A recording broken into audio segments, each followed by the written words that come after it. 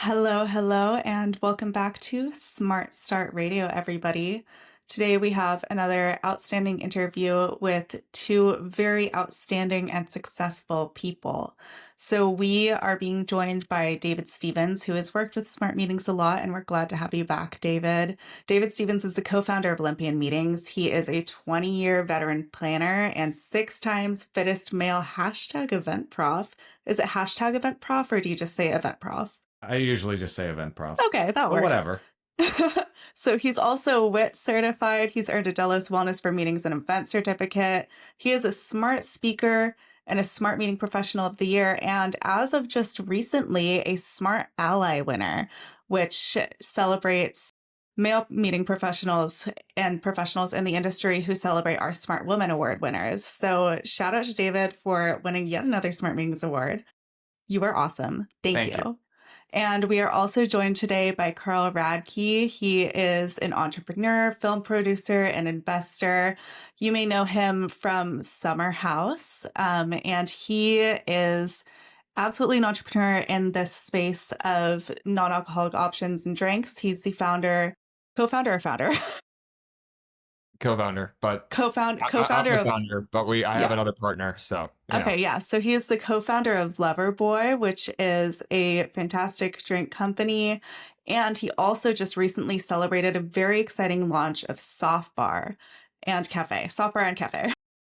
And we are going to talk more about that as the episode goes on.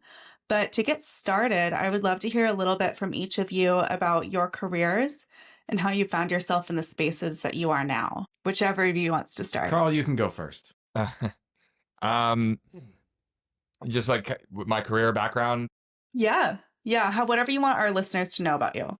Yeah. I think you kind of said it. I'm kind of a Swiss Army knife of a lot of different things. Mm-hmm. I've been an entrepreneur, salesperson, reality TV personality, invested in various businesses. On a personal level, I got sober in January of 2021. I've helped grow a non-alcoholic product line that we have called Loverboy. Yeah. Thank you. I'm curious where Soft Bar came from. Yeah. So it's a combination of things. Soft drinks. There was some terminology that I really enjoyed: soft cocktails, soft drinks, and it's terms that are commonly used, but no one really ever owned it. In Europe, it's very common to call non-alcoholic drinks soft cocktails or softs, SOFTS. And I was inspired by that. I looked at here in the US and no one had ever owned it or done anything with it. So I decided to kind of redefine what I believe is a non-alcoholic experience, in person. I mean, there's tons of non-alcoholic drinks, but in my belief, there isn't anywhere to that comes to life fully. Yes, there are non-alcoholic drinks at bars, but those bars still serve alcohol. I wanted a place that there's no influence of alcohol. But it's still fun, it's still good, it's still all the things you want. So yeah. Cool. I'm really excited to talk about that and hear about that because I actually saw Carl speak at IMEX at a Loverboy sponsored event, and everyone in the crowd had the option to have some Loverboy, some of those wonderful drinks, and we got to listen to David actually moderate this panel that Carl was sitting on, and Carl had such really lovely and meaningful thoughts and things to share about inclusivity when it comes to having non-alcoholic options at events and why it matters. And I approached him immediately after and I was like, "Hi, I want to do some reporting on this." So here's my card. And now he's on the podcast. So thank you, Carl. No, thank you for having me. I appreciate it. Yeah. And David, so tell us a little bit about what you're doing now. How are you? Yeah. So I'm I say a 20-year recovering corporate planner. And for the planners, they understand what that means. I've worked in every aspect of live events, be it sports, be it entertainment, concerts, music, festivals, nonprofit association, agency, etc. When one of my stints, I worked for a small gym chain called 24 Hour Fitness that some people have heard of. Oh, that's very small. And we just did our events differently. And I was really excited because when I joined them, I had gone through my own little journey. I'd lost 50 pounds in 6 months, got down to 8% body fat, and I was very proud of myself. And I ended up becoming a spin instructor. And then I got to work for the mothership running all their internal events. And Wow. I just learned how they did events, and the way they did their meetings was the same way they lived their brand. And Mm-hmm. then fast forward a few years, I had left and spent some more time at other corporate, and nobody else did meetings like they did. And a friend of mine and I were talking and saying, why are conferences so brutal? Like, why do they leave us in this wrecked post state? We Right. were Mm-hmm. exhausted, potentially hungover, Mm-hmm. 5 pounds heavier. Our inbox is a wreck. Like, we're just dreading. It's like we need the vacation from the vacation. Mm-hmm. And why can't they be better? So going into the end of 2019, we came up with a concept, but obviously the launch got shelved a little bit, but it was good because it gave us the time to do the research. And when we came back and we were meeting in person, society had a renewed focus on taking care of themselves and taking care Mm-hmm. of each other. And we created a pilot case for doing a sales kickoff where we put taking care of people at the Mm-hmm. forefront of our event design. And the KPIs were all there. Yeah. The returns were phenomenal. The survey results made it very obvious that Mm-hmm. there's an opportunity. Mm-hmm. And within a couple of years, I exited corporate America, and we call ourselves wellness architects because while we are practitioners of our own modalities that speak to us, our thing is helping people design events where wellness can be successful, Mm-hmm. and as opposed to checking the box. So Yeah. what has continued to happen from there is really just, for lack of a better term, preaching the good word Mm-hmm. and promoting that people who are well rested, well connected, well fed, learn better, and you get Definitely. a higher return out of your events. Mm-hmm. Yeah, that's what Awesome. Olympian Meeting stands for. I know I 6-time Fittest event prof. Do you ever get tired of hearing that? Well, I like to remind people though, like our company name is Olympian Meeting, but our nickname Mm-hmm. is Ohm. Mm-hmm. Oh, And in yeah. between that is where everyone lives. Yes. There's very few Olympians. There's only one truly enlightened, and it's the Dalai Lama. There's only ever been one, right? Mm-hmm. That he is Mm-hmm. he comes back. Mm-hmm. So everyone else lives in between. And so Yeah. we Mm-hmm. understand that wellness means different things to different people. And our big thing is ensuring that organizers meet attendees where they are instead Mm-hmm. of telling Mm-hmm. participants what the organizer thinks wellness is. Right. Right. Lovely. So, in the spirit of meeting people where they are, Carl, would you talk a little bit about Loverboy as a concept and, the intentions behind founding it and how you've seen it develop since? Yeah. I mean, when we launched Loverboy, I mean, it's an alcohol brand first. Mm-hmm. We launched it in 2018. I think we saw an opportunity to create something that was, healthier for you. The term "better for you" is a term that's used a lot in the alcohol industry, where Mm-hmm. lower calorie or lower sugar still has alcohol, but brands like Michelob Ultra were probably like the first 20 years ago to like put the calories on the can, put zero carbs on the can. Mm-hmm. Mm-hmm. I dare anybody to pull up a wine bottle from their cabinet and tell me how many calories are in it. It doesn't have it on there because it's not something that most Mm-hmm. alcohol companies want you to know. Mm-hmm. But transparency in any other product at a grocery store is everything. How many grams of sugar, calories, we all care about that. But in alcohol, it was like the wild, wild west. So we saw a chance to really like put it on the label, better quality ingredients, a fun, colorful product, higher, better tasting, Mm-hmm. and all that. So that was what Loverboy was born, was, creating a product, I think, that appealed to women.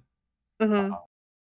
All brands don't necessarily Mm-hmm. market to women, they market to men, but the data actually shows that women are the ones predominantly making purchases at Mm-hmm. stores that are selling alcohol. So it's kind of Mm-hmm. a interesting things. So yeah, we try to create a Hmm. brand that resonated with today's consumer, not Mm-hmm. maybe the older typical beer drinker.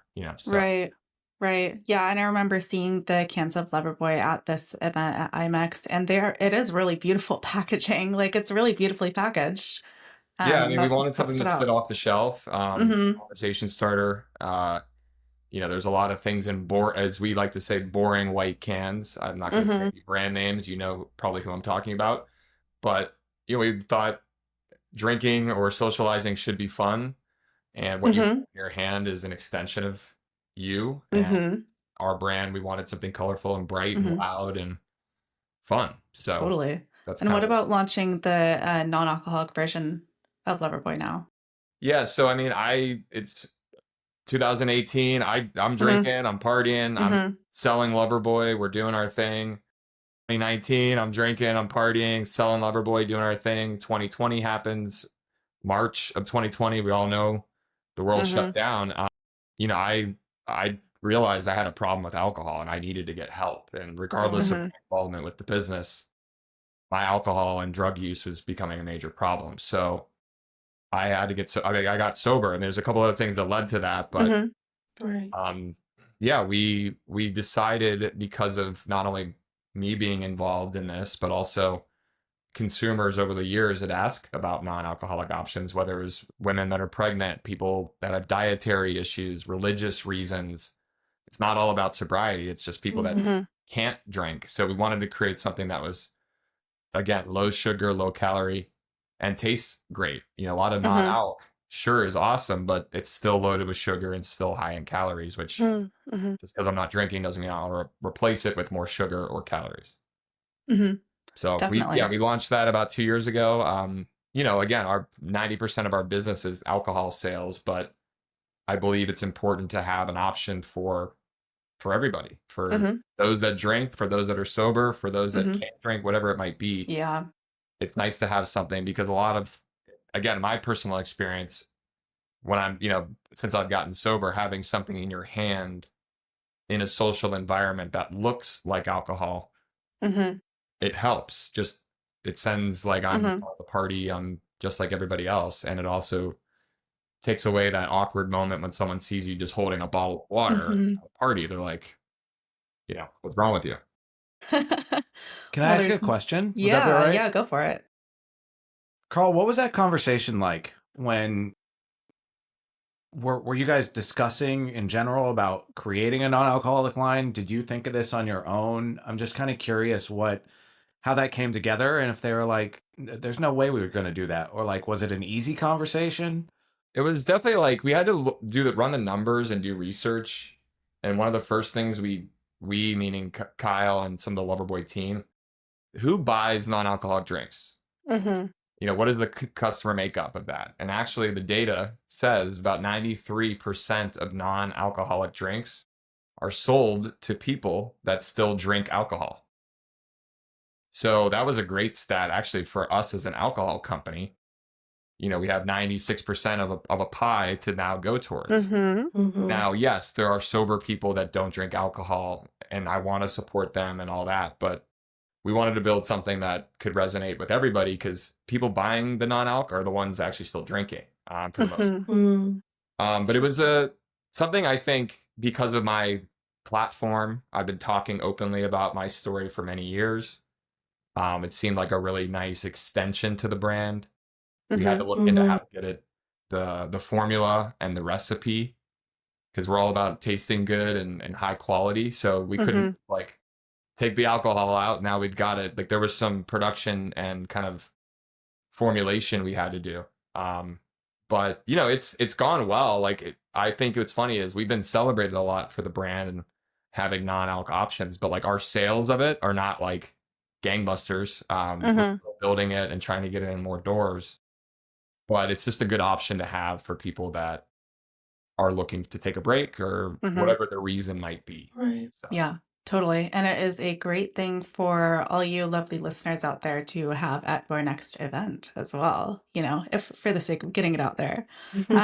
But so one of the things that I wanted to talk about is that we are seeing this rising trend of non-drinkers like far and wide, not just in the events world, but like statistics show that less people are drinking now overall. And of course that applies to events too, especially Gen Z. And as Gen Z has like reached drinking age, or I don't know if all of Gen Z has reached drinking age yet, but maybe. Um, but we have less people drinking these days. So whether people like there are a million reasons why people don't drink, as Carl said, they're sober, they can't for reasons, like maybe they're pregnant.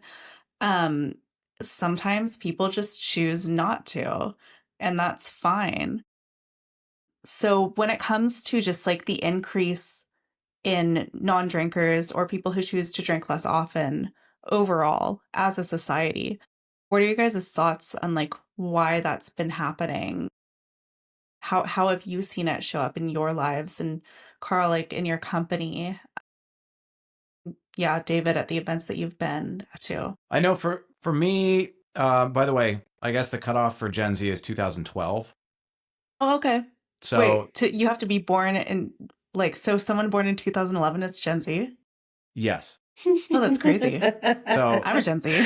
I chat GPT'd it really quickly. Oh, thank you. I appreciate that. I love accuracy and consistency in journalism. Thank you very much. Yeah, I think people just and there's people see it differently now. I think I worked with someone that going into the pandemic, he's been dry since like June of 2020. And he got 6 months in or 3 months in of lockdown, if you will.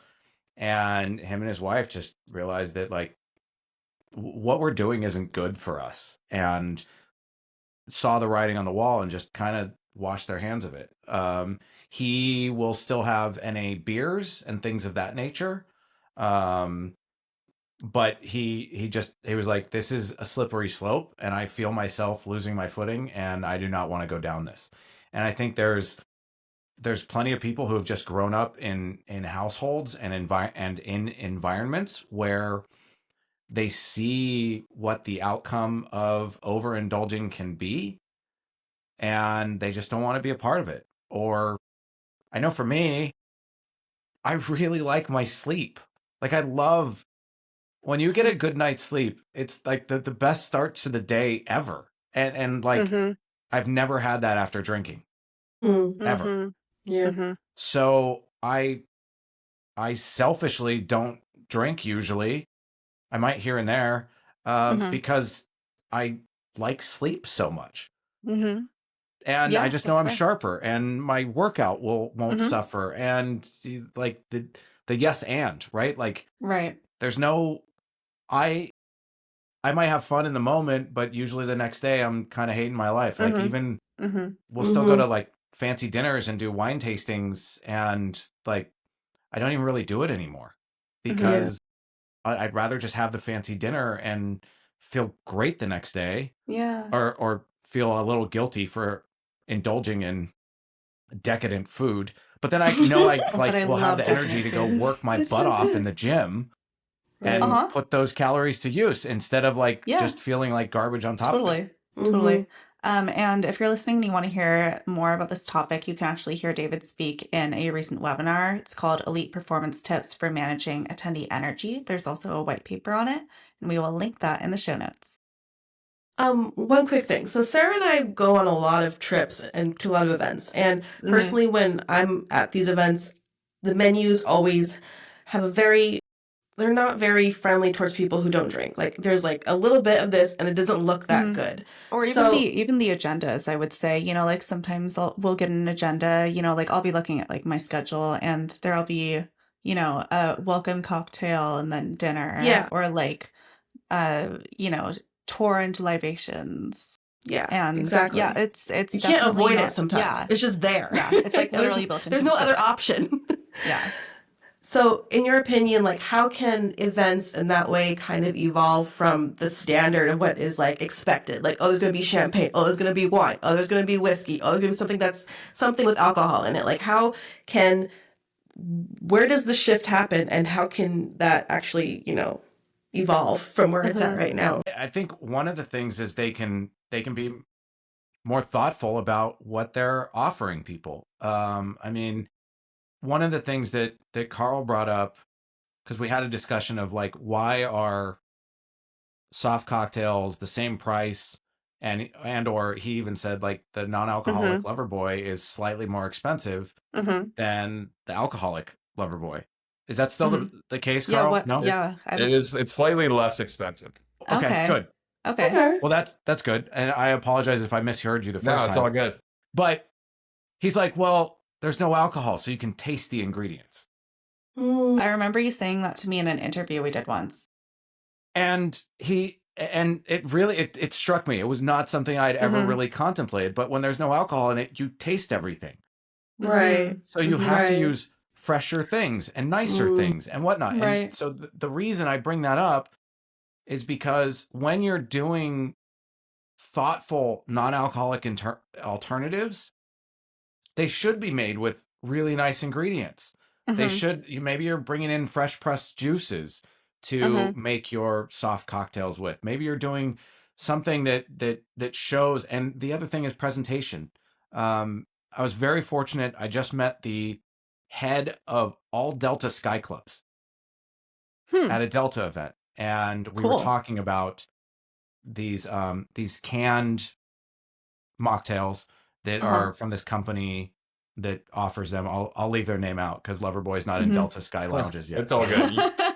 But no competition. I was like, sometimes I get it. Sometimes they put it in the can and just set it in front of me, and sometimes they pour it in a glass and put a lime wedge on it. And I'm like, it feels completely different. So I think one of the things that we need to be cognizant of is there are people that don't drink for different reasons. Some people are in recovery. Some people just don't want to. But either way, it doesn't matter. Yeah. And we should be promoting and ensuring that those people who aren't feel just as seen and cared for. We're in the hospitality business. Yeah. As the people who do drink. Yeah.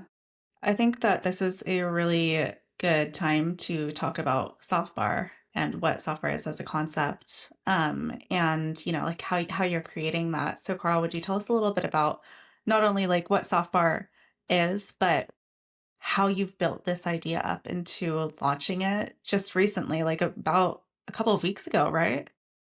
I mean, no, not officially. Okay. Not officially launched yet. Well, like we have as a mobile pop-up since last summer. Okay. So I announced kind of available for events. What's that? I said available for events. Depends on the event. Okay.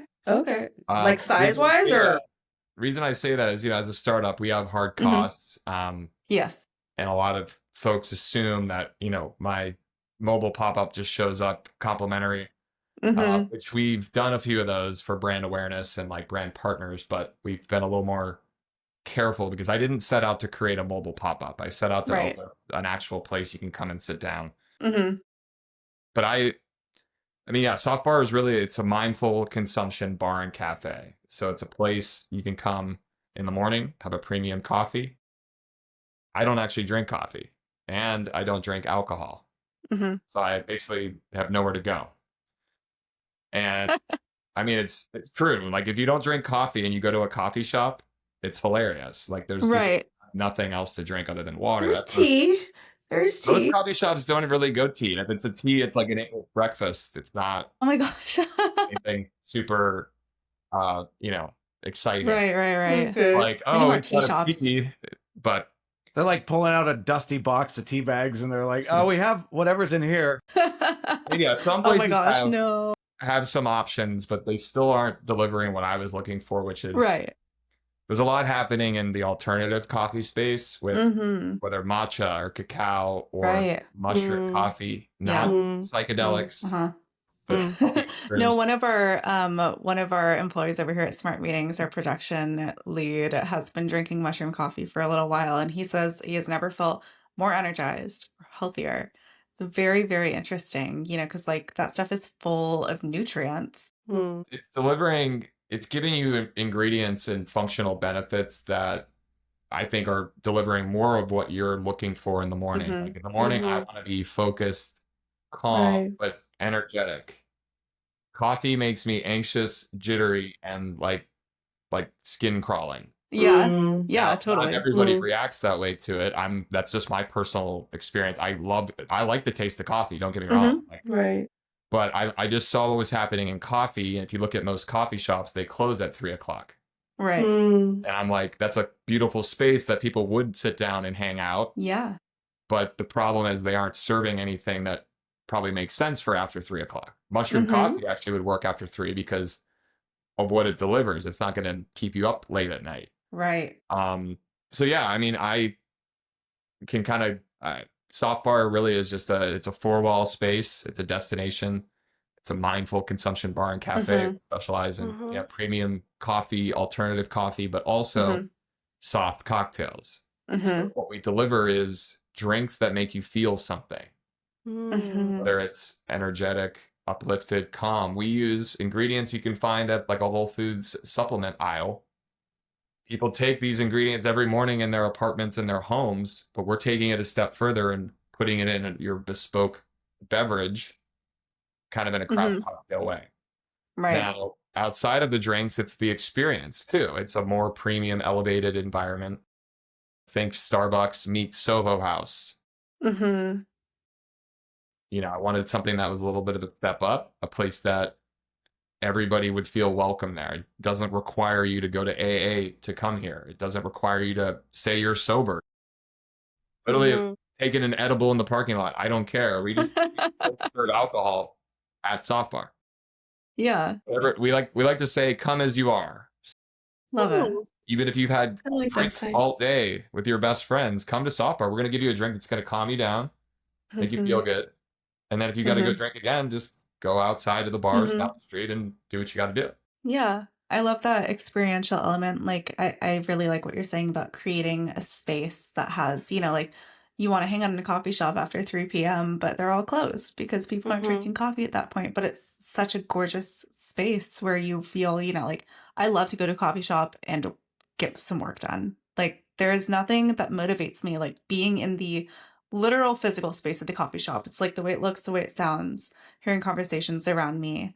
And I think it really rings true. I think it's going to ring true for a lot of people listening who are event planners. Their lives are about creating different versions of these spaces for people to connect or Mhm. feel motivated or inspired or just recenter in whatever ways the event has its own goals, right? But yeah, David, you look like you're about to say something. Well, I'm having a moment of clarity and thinking about like how this ties into the PM break. Oh, Mm. please share.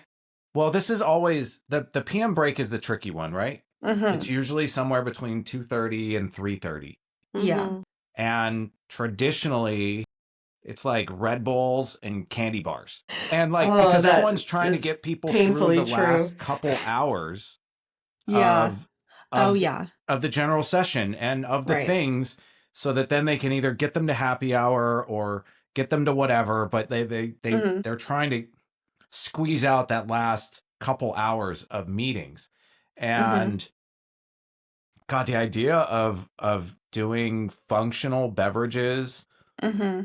mid-afternoon is Right. just like they would blow people's they can all like Yeah. get a drink, right? Without you having to worry about them falling asleep in Mm-hmm. the sessions. Mhm. Yeah. I was gonna we tested this last fall. So Kate Spade, the women's fashion brand, sadly Kate Spade took her life, and they've used a lot of her story and turned the Kate Spade brand into women's mental health and Mm-hmm. advocacy, and they've raised millions Right. of dollars. It's amazing what they've done. Yeah.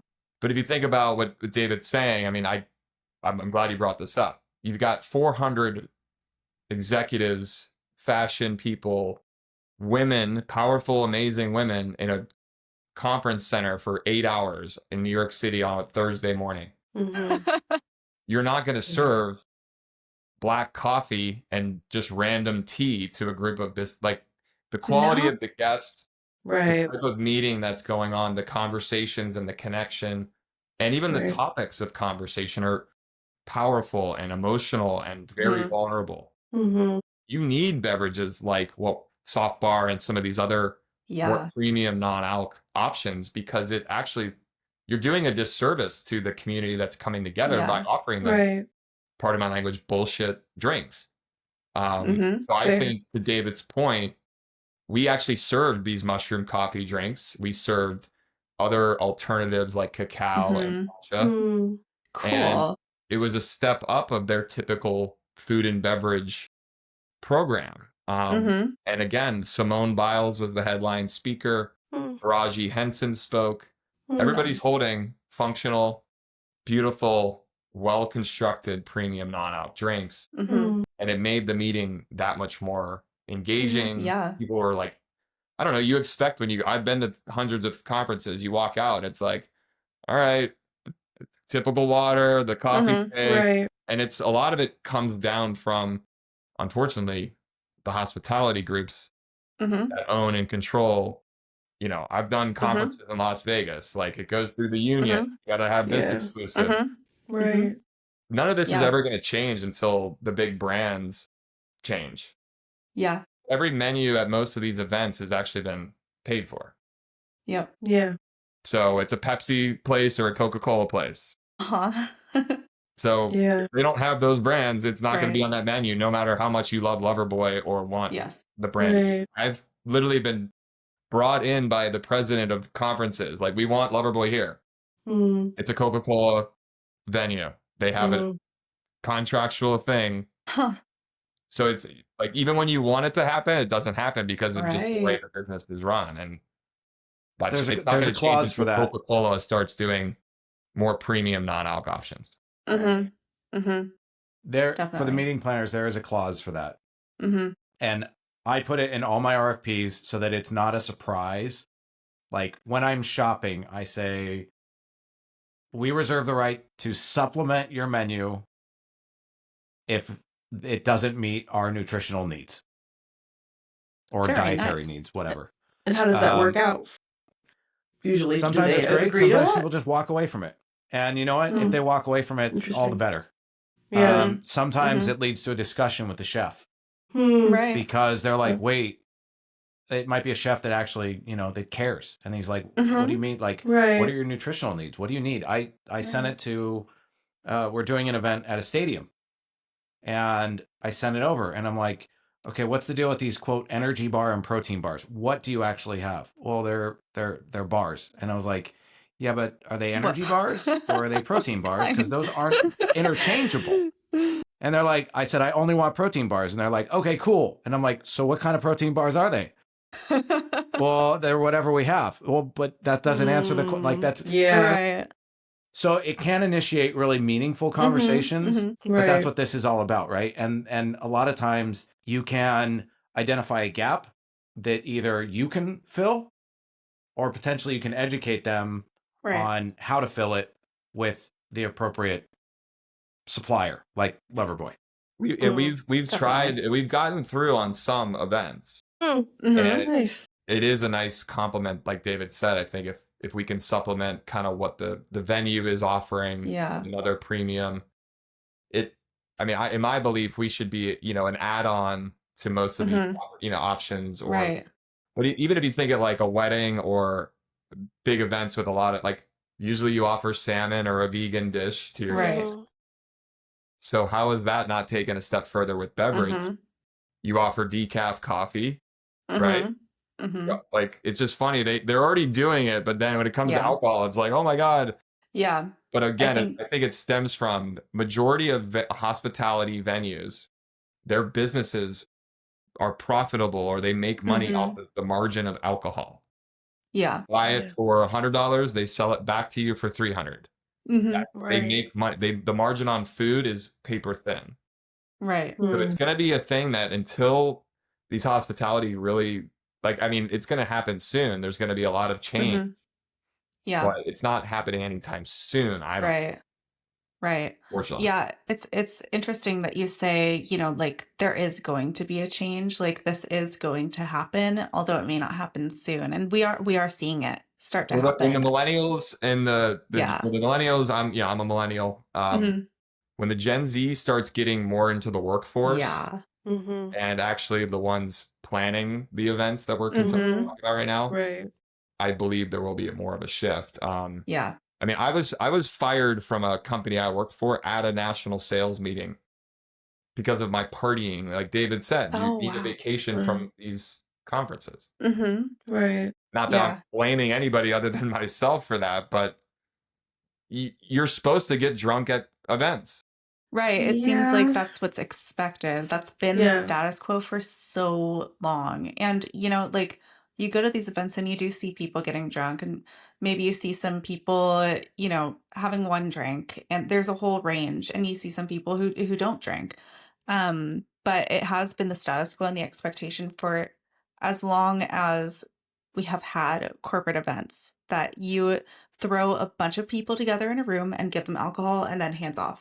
Yeah. Well, I think some of Um, it is, I mean, I've had a career in sales and I've shaken many a hand for a business deal after many, many cocktails. right. You know, so Right. there is, I think some of it is like that muscle memory of like Mm-hmm. this is the way it's Mm-hmm. done. You know, Mm-hmm. Yeah. over cocktails, doing deals, Mm-hmm. networking. Sure, it helps to have a little bit of, but I'm telling you, if you have some of these functional drinks or these really high Right. quality drinks, Yes. you don't need the alcohol. Yeah. Right. So we're kind of seeing the evolution of this world where that's not necessarily the status quo anymore. And some people are starting to break out of it. For example, soft bar, right? Trying to. And experiences where we have planners creating these events, these moments, receptions, whatever, where we have quality non-alcoholic options, um, the kinds of environments where people like the expectation is not that they're just going to be thrown into a room with an open bar. What does Mm-hmm. that look like in both of your experiences? I do want to bring up a figure because this came Yes. out recently. Surprise, I have stats and Thank you. That's why you're here. Snap, snap. Thank you. Bank of America did a study in the last 18 months, and Gen Z and millennial spending has outspent on fitness and wellness Hmm. Mm-hmm. over bars and alcohol by 7%. 7%. Does that have to do with the So fact that alcohol has been like labeled like the biggest cause of cancer among most people these well, days? the Like, Surgeon General also said that no drinks are good for you. Yes, that came out yeah. a couple of So yeah, there's you that too. actually, fun fact for listeners of this episode, as soon as that happened, I read the news that morning, and then like an hour later, I got an email from David that was like, you might be interested in this. Kismet. Yeah. There- So there's a sorry. that's what events are. Events are consist of people coming together, right? Mhm. And what used to be the normal was having free alcohol as a sign of hospitality and caring for people because Mhm. it was expensive. And the more expensive the alcohol, the more they cared about you. That's why, getting a glass of champagne. Like I'm a Zennial. I'm like right in between Gen X and Mhm. Millennial. And like when you get handed a glass of champagne on a plane, like it's hard to say no to because you're like, oh, Right. this is Yeah. It's like, look at me, I'm fancy. Yeah. Right. Yeah. And it's just, we're just kind of hardwired for it. But Mhm. what part of what the conversation I was having was in the Sky Lounges, you have to pay $4 for that non-alcoholic cocktail, whereas you can get alcohol for free. That doesn't seem right. Well, and I said to her, I was like, you give me free alcohol to thank me for my loyalty, but I can't have non-alcohol for free? And she goes, Mm. oh, you're totally right. Yeah. And it was just like this kind of aha moment of like, oh yeah. Like, so I think it's just, if you think it's so wild. We're less than 100 years away from when Prohibition ended. I think it was like 1933 is Right. when it ended. Mhm. And yet, so there's generations of still kind of working through what has been passed down of like, Mhm. this thing is expensive. It takes a lot of time and work to Mhm. make it. So getting it for free or drinking it is considered a privilege. Yeah. And I think what we're starting to realize is that now getting really well done non-alcoholic beverages takes just as much work Yeah. because nature has to comply. You have to grow Mhm. fruits and vegetables and whatnot, right? Like, Right. and given the weather, it is what Mhm. it is. Yeah. Alcohol is a more controlled environment than creating these really intentional soft cocktails. Mhm. So I think it's just Right. a matter of our awareness and our priorities shifting and Mhm. the perceived value adjusting to something different. Yeah, perceived value for sure. I think it's interesting that you say that, giving alcohol has been a sign of hospitality for so long, and that's true. But I mean, like, just think that creating a beautiful drink that, has all of these wonderful flavors, like it's literally a gastronomic experience. Um, how is that not hospitality? It shows such a level of care for that attendee, for these people in this room, 400 executives or 5 executives or 5,000 employees. That kind of care is unmatched, and that creates an experience that people are going to really remember, and they're going to feel cared about. Carl had a good quote that was like so Yep. succinct and I nailed it. remember it still. It was something along the lines of like, I, yeah, you want to say it, I Carl? was I Let can him have deliver the line. my head bartender when I went into 11 Madison Park. This is Hmm. actually a little over a year ago now. I'd been talking about this concept and trying to like really. I didn't want to just serve mocktails. I wanted something that was more Hmm. elevated and premium. And I went to meet him, and he was really excited about what we do. And I sat at the bar, and he like this literally happened. He put a drink over at the bar. It was a tall glass. It had a salt rim, but it wasn't salt. It had a really beautiful garnish. The color of the drink. I sip it, and he's like, Carl, just because you're not drinking alcohol doesn't mean you deserve a lesser experience. That's the quote. And I was like, I could hug you right now. Like I could just jump across the bar and Hmm. hug you. And he nailed it. I mean, the quality of the craft of the liquid, the flavor profile, the way the drink was presented.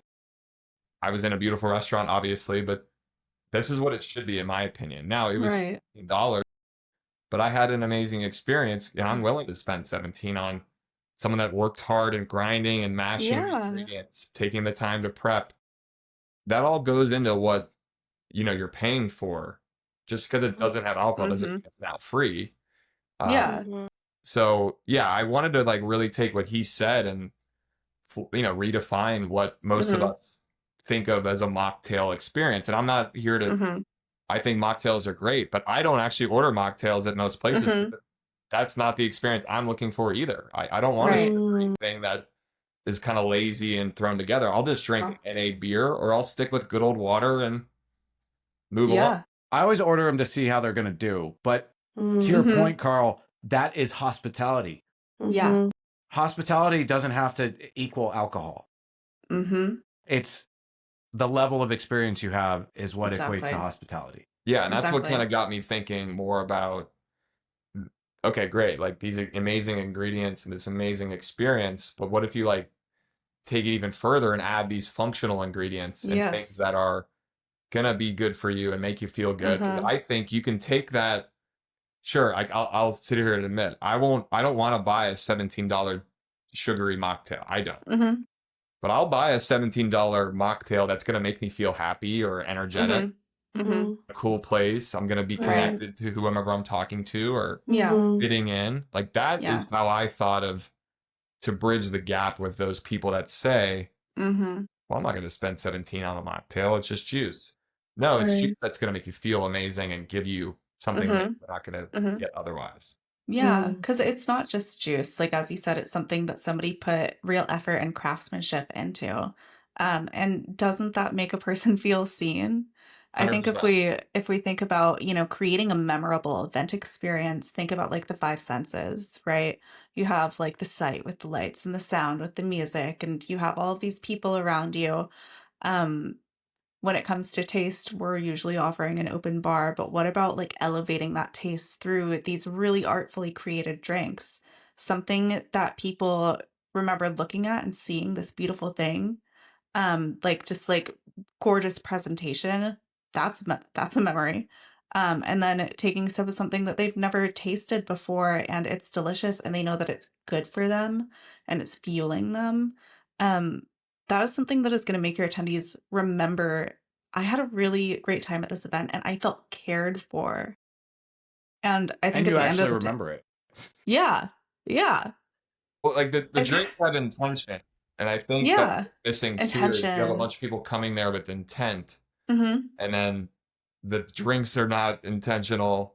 Yeah. Some Mm-hmm. of it is kind of lacking. I think Mm-hmm. for anybody who's, I don't live in this world like David or you guys, play Hmm. in with all the events stuff, but I really do hope that people look at it kind of like they see the vegan or seafood Mm-hmm. option with food. Like you would never Yeah. throw a conference or party and only serve steak. Right. Like I wonder when that change happened though. Like when was the last of the steak only conferences? Right. I mean, I will say for me, um, don't judge me. I really don't like steak. I just don't like it. Um, I've never been a fan. So yeah, if I were to go look at a menu and see just steak, I would be like, well, crap. You know? Um, so yeah, I mean, I think it's also like what's really wonderful is having that optionality, having that choice because it is your choice. Maybe somebody is a regular drinker, but they don't want to have more than one drink at an event, but they want to have another great tasting something to sip. You know, it's freedom, it's choice at the end of the day. It's about creating a sense where people feel like they belong, right? Hmm. And that's why it's important to meet people where they're at.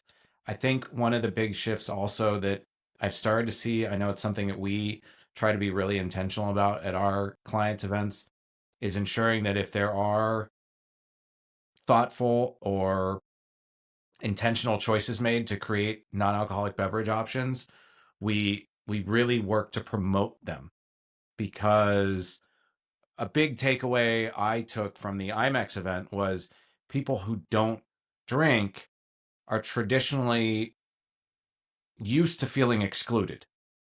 Hmm. They just don't think there's going to be something for them. So if you're offering Loverboy or some other canned beverage that is non-alcoholic, it should be on the rail with everything else. Yeah. If you handcrafted something special, uh, it should be sitting in a glass on the rail with maybe a Hmm. piece of signage next to it that calls Right. out that it's available, so that Right. those people who are traditionally disengaged or just expect to not have something Hmm. are surprised and delighted that there's something for them. Right. Right. Yeah, I was gonna just add to that another stat to add to David and I's numbers. I believe it's around 30%, maybe a little bit higher now, of our American population does not drink any alcohol at all. Hmm. And Yeah. I think I was just gonna say to David's part, I think there are a lot of our population that they're so used to being this way that they just live their lives. I have family friends Hmm. that never had a sip of alcohol. They still go Yeah. sit in the bar. They'll hang out. They're not there long. Hmm. We'll go to restaurants, but it's just how it is. There's just nothing. Yes. But I believe we can really change that because ultimately the consumers are telling us a story here, and Hmm. Mm-hmm. the Gen Z consumption is shifting. Yes, they're spending money, but in different places. Yes. And I think Right. the millennials and even the Gen X, they're realizing health and wellness, Hmm. sleep, better thinking. I think we're the anxiety generation for a reason. We have all of these things in our hands, and then you have Right. alcohol, which is an anxiety and depressing thing. Right. Hmm. Why are we surprised that we're having all of this, feeling? So I Right. think the Gen Zers are smart because they're all over social media. They want Hmm. nothing to do with alcohol Hmm. because I think Mm-hmm. when you look at people who are drunk on social media, Mm-hmm. I mean, I have a niece who's 16 and she said, if you were seen on social media holding a beer or drinking, you literally are like a total, I don't know, loser's not the right word. It's like, that's not it. Like, that's not cool. No one wants to do that. Hmm. And I think that's also a big thing happening with just our younger. Hmm. Social media is everywhere. Right. Look good and Right. not look silly or stupid or do dumb things. Yeah, Right. yeah. So, this past January, I had a story on the rising interest in non-alcoholic drinks, which I actually interviewed David for. That's why he sent me that article about the U.S. Surgeon General saying that no level of alcohol consumption uh, is necessarily healthy or okay, and that it's a leading cause of, I'm looking at the article now, 20,000 cancer deaths annually in the US. But Carl, I looked this up because of what you said around like 40 or 30% of people. And yeah, like the numbers are rising. There was I'm looking, oh, a Gallup poll that happens like every couple of years assessing how people view alcohol consumption. And in the most recent poll, in the 2024 edition, 45% of people agree that drinking one or two alcoholic beverages per day is bad for one's health, which is a 6% increase from the year prior, a 17% increase from 2018. So, yeah, trends are changing for Big time. sure. Well, it reminds me of, and I live in New York City, and probably a little different for some of you if you haven't Hmm.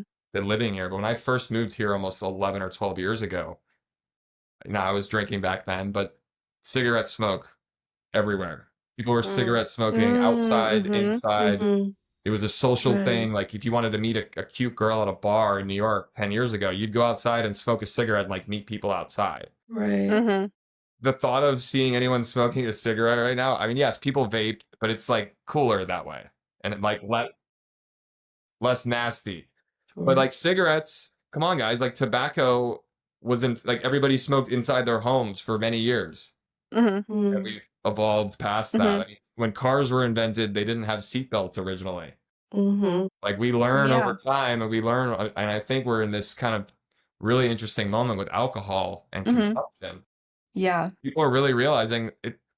The Surgeon General is telling us it's Yeah. linked to like 8 or 9 different types of cancer, Yeah. Mm-hmm. which I is the think, same thing that it said about tobacco. yes. Yeah. So I think the thing that planners can really understand a lot of like how events are going to evolve from is like look at what their incoming generation of attendees are spending money on. So as David was saying, this incoming generation of attendees, Gen Z, the last of whom were born in 2012, um, who are entering the workforce now, who are going to make up the workforce in the next decade, are spending more of their money on health and wellness. And we all know that people love health and wellness, and there's so many discussions on it. Maybe we should do an episode on that one, Eming. It's coming. It's At this coming. rate. But yeah, I mean, like, look at what this incoming generation is spending money on. That's how events are going to go too. Mhm. Because once again, like, we're just trying to kind of feed the consumer, right? and I Well, think we're also they're just not going to spend their money on your event. That's what it comes down to. Mhm. yeah. Well, I think they're spending money on experiences and Yeah. Right. connection and having Right. fun and all that. But to David's point, yeah, they're going to go to the places that serve the products and the liquid and the Mhm. food that Right. all is Mhm. cohesive and Right. makes them feel seen and welcome. Yeah. I think I read it every day, and I'm not trying to, make an all out horrible case against alcohol, but I see it in the industry reports. I mean, Mhm. Mm-hmm. across the globe, consumption is down, Yeah. Right. and it's going to trigger into the hospitality world, which we are Mhm. seeing. And it's sad because it's a massive industry with a lot of Mhm. people and lives and folks that really Mhm. rely on the alcohol industry. So it's complex. And I also It want to is. highlight like this shift has a big impact on people that own wineries, that own tequila Mhm. brands. Right. And it's Mhm. kind of scary because I want people to be able to have their lives and things, but Yeah. Mm-hmm. the consumption is shifting so dramatically. Right. There's going to be, I think, after this year, a major shift Mhm. in a lot of companies Mm-hmm. and how they're Yeah. Yeah. That's why the And brands are rethinking what they're doing. yes. I was at I think it was a Teneo event last year, and I met someone from Josh Oh yeah, the Wines, Josh wines. Wines. and she Yeah. does events for the winery, like or Mhm. for their sales reps, for all that stuff, their Mhm. distributors, and they're talking about. So they just came out with a non-alcoholic prosecco that is apparently delicious. Mhm. Because non-alcoholic wine usually is trash.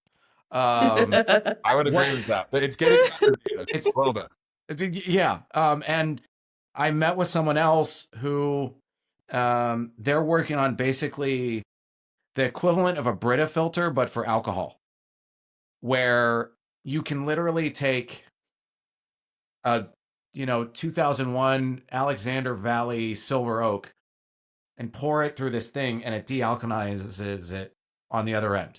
That doesn't even sound real. Is that like truly effective? Well, Sounds like Star Trek. Yeah. There was a thing, I'm not even. there was It a does. thing when I was at Syracuse University many years ago. There was a thing among the students and friends. If you bought even a crappy bottle of vodka and poured it through an actual real Brita, Mm. it would cleanse and filter the charcoal, and it would actually produce like a higher quality vodka that you paid, Huh. for. Wow. Yeah, I remember that. That's wild. So, but I actually believe, David, that's a brilliant concept, and probably very invest in that if you can. So Yeah. wait. So they apparently the scientist has figured out how to do it a different way, like on a different chemical. So now he's trying to figure out how to do it for ethanol, and it's like at the molecular level, so that it's Oh my really God. just pulling out the alcohol content without even theoretically changing the taste, which I don't know how true that would be, but the traditional process is very expensive. But imagine like if that were to go out on store shelves, like you could go to a conference and you could just have them pour through your little filter, and then you could have wine that didn't have any alcohol in it. Like, so Mhm. it's happening. It's just not there yet, Right. but the murmurings are there and the writing is on the Interesting. wall that people are starting to see the opportunity. Interesting. So Wow. I forgot about realistically, the vodka through the Brita filter. That's so funny. Yeah, sorry for bringing it back to college. so realistically, if you're filtering out the alcohol, how many times would like is it? Sorry, is it like a like? How do I put this? Like, is it like you would do it Like once and then is it it's disposable done? or is it Yeah, like, multi-use? how often can you use it before it's like it's not usable anymore? Like, Right. I'm how does guessing it it's probably work? like a Brita filter, right? Like you can use it a few Okay, for like a times and month. then Wow. I have no idea. Yeah, That's if so you don't replace it, then it just gives you the alcohol back. Yeah. Yeah. Replace your Brita filters, everybody. Yeah. Well, Friendly reminder. well, Sarah, we often say this show we learned so much on this show, and again we're just proving Yeah. again we're learning so much from this show. So thank you guys both for that. That was really interesting. Really interesting conversation and really meaningful too. So thank you so much. Of course. I mean, I'm not like an expert in any of this. I just kind of have. That's okay. That's okay. Like- We aren't either. We're just here to learn. Right. Well, I will just reiterate again, to all of our listeners, soft bar is a really cool concept that I think a lot of event planners can take a lot from in creating these experiential spaces that mean so much to people. So shout out to Carl for soft bar. That's amazing. Thank you. And really just wanted to highlight that. So thank you for being here today. No, I appreciate you guys. Do you have an having me on. estimate of when you're aiming to have it open? Yes, we're planning to be open August 1st.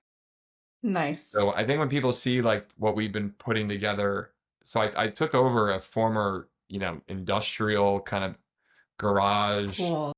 really cool space in Brooklyn. I live in Greenpoint, Brooklyn. Mm-hmm. It's a really cool area with a lot of, top rated restaurants. There's a lot of Mhm. wellness and fitness that's close by. Nice. There's nothing quite like this, but it's never been a bar and cafe before. So Nice. it does take a few months to build out. But my belief is when people come, it's soft bar. It's never been anything else. Yes. This experience and the level of the drinks and just kind of the space, we are going to have events there. Because to your point, Oh. David's got an RFP out to 3 or 4 different venues for a particular conference or whatever it is.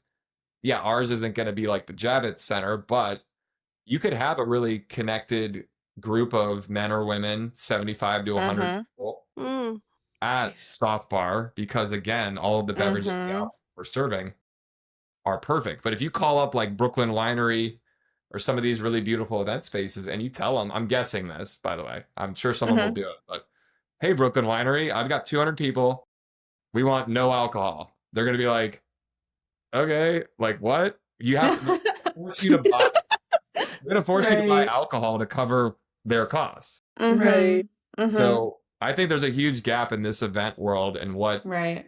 people are wanting to do and host versus what like the reality is. People aren't necessarily always looking to have alcohol, but most venues aren't even capable of giving you something alternative unless you've got the little clause like David does. Yeah, and I think, it's really up to planners to make sure that, like, once again, those options are available to people. That's what really makes people seen and feel seen and heard and feel like they're a valued member of whatever community you're holding an event for. Exactly. So everybody on So, this call who's listening, and then all of you here are more than welcome to come to South Bar when we do open. yeah, We'll definitely be heading over eventually. I absolutely. promise. It sounds so cool. It I'm sounds going like to be it's in going New to be a York beautiful in space. June, and I'm Yeah, going to no, see if David, I I can know get a you're gonna hard be here hat tomorrow. I'm filming a commercial tomorrow, so Oh, No, I have a I'm lot. back in June, so it's okay. I want to show you. I think we'll be more built out by the time you'll be back in June. So I'd very love to nice. show you the space. Awesome. Yeah.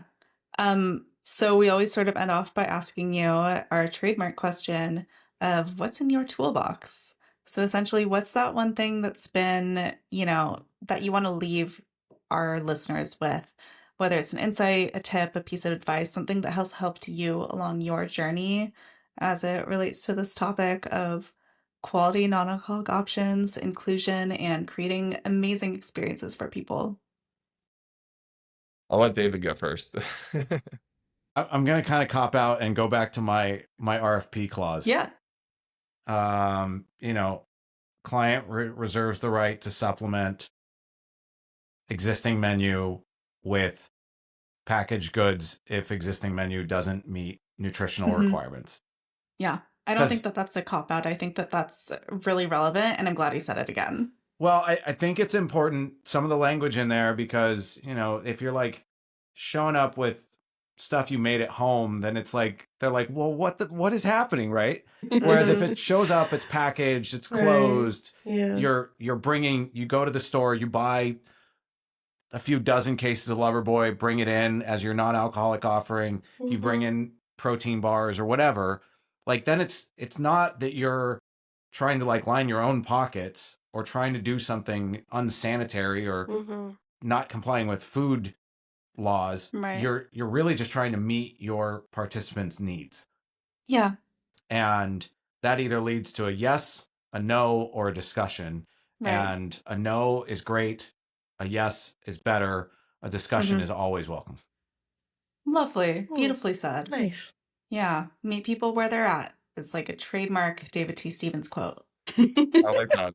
Is my little final toolbox thing relating to this topic or just anything in general? Literally whatever you Anything want. that you feel would help you as, as a person and as our audience as they kind of, take in what you offered us. Yeah, we have a saying at Soft Bar, and I this is not my own, but this is my business partner who said this, and it's something we really like, which is don't dilute the soap. Oh. And we've all been to a restaurant or a bar, and you've washed your hands in the bathroom, and the soap is like super watery. Yeah. And all that says to me is that what else is super watery and not thoughtful or mindful? Don't dilute the soap. Whether you're an owner of a venue or you're planning events or you're the founder of a non-alcoholic product, every little detail I think does matter. And even the minute little things like washing your hands, I think just remember that sends a signal to your consumer and to the experience. So, don't dilute the soap. Yeah. I think that's probably going to end up being the episode title. Don't dilute the soap. Probably. Honestly, that. it probably will be. I kind of like that. Yeah. That's pretty awesome. Don't dilute the soap. Yeah. Provide that Luke's experience because people deserve to feel valued. Like, what as a consumer makes me feel valued when I reach for the soap and it's this like really nice. Yeah, I like, think just not everything dilute. has been covered. Like Right. you've been to a bar, great, they have a mocktail, but it's a crappy mocktail. Like that doesn't do it. Like you almost might as well not even serve the mocktail. Right. Provide people with quality and they feel truly cared for. It's an experience. That's truly experience. That's why those thick paper towels, you're always like, oh, it's Oh my so God, fancy. I love those. You know what I'm I talking love about. those. I love When you those. go, you're like, wait, is this paper or is this cloth? Seriously. No, those are so nice. And that's how I'm like every time I go to a bathroom and they have those paper towels, I'm like, oh, I'm in a fancy place. Yeah, and we go to quite a few stores like, ooh, a little bit like, okay. I see. Yes. Undiluted soap, nice thick towels. Paper towels. Premium paper towels. Or even better, have like cloth towels that people throw in a bin, you wash them, you launder them. That's more sustainable. Yeah, those are the real fancy Way more places. sustainable. Yes, agreed. Yes. All right. Well, this has been so fun. Thank you both for joining us for this conversation today. It really meant a lot. And I love being able to share what you have to say with our community. Thank you for having us. This has been fun. I really enjoyed when I did the event with David at the IMAX